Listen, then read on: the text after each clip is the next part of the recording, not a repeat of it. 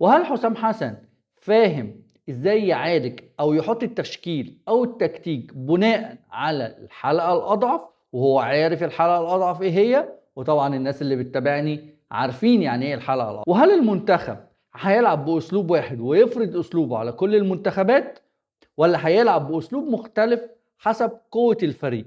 انا اتوقع هيغير اسلوبه. منتخبنا ما وصلش للوعي التكتيكي اللي يفرض اسلوبه على جميع المنتخبات، عشان كده بقول ان حسام هيلعب باكتر من طريقة على حسب المنتخب اللي هيغير عناصر تغييرات بسيطة. انا بالنسبة لي المنتخبات المستوى العالي والمنتخبات القوية هي المطوشة بتاعتها الأأمن والمضمونة، ممكن كمان الفوز. ازاي؟ والعكس، المنتخبات المتوسطة والضعيفة هي اللي انا هخاف منها. اللي انا بقوله ده لغز؟ لا مش لغز.